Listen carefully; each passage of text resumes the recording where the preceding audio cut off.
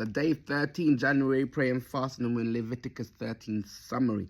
And now remember from 11 to 15, these are all about laws of purity. So 11 was about eating animals and unclean animals. 12 was about the children and impurity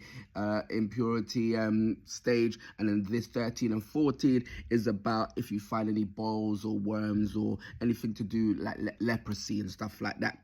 And then 15, I can't remember if we'll get to 15. But yeah, so in this chapter, we're dealing with leprosy. And if they were to see anything to do with leprosy, whether it is clean, the priests were to be the ones to see if someone had leprosy. So, and the key was they'll be examining them because they don't want them to have leprosy. Because if they have leprosy, they're going to be cast out and be away. Because leprosy here is linked to like a dramatic visualization of sin. Like leprosy was serious. The Hebrew word for leprosy then is not like leprosy now, because it was more severe there. Or it's still now, it's a dire disease, but then it included loads of other stuff.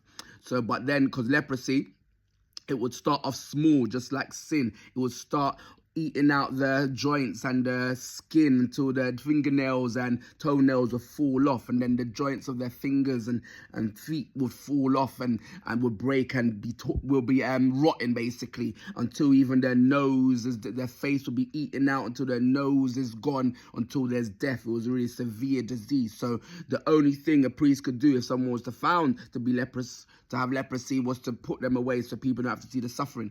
And then but there are stages of first checking, and if it didn't look like it was leprosy, then they'll be in isolation for 7 days. So they say here the ancient world were one of the first people to be checking for diseases and putting people in isolation if they had certain diseases.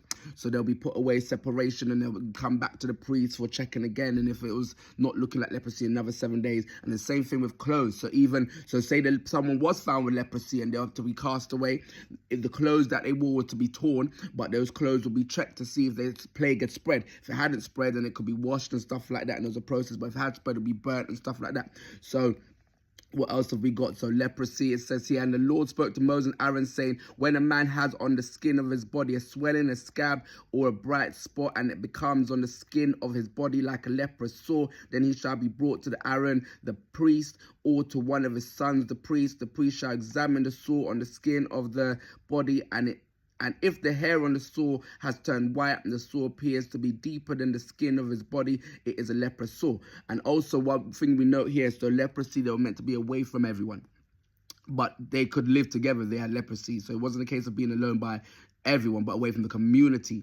Also, we noticed that later on in Jesus' time, you see rabbis and people boasting how they'll stay away from people that leprosy and they wouldn't touch them. And some would say it was a curse from God and things like that. But Jesus came and he would talk to them. He would touch them. He would even heal them. So it's the difference. And it also shows about leprosy. We're all by nature a leper. We all have that way of sinning and it being seen or hidden and it spreading until it was like with someone else and things like that. So leprosy was very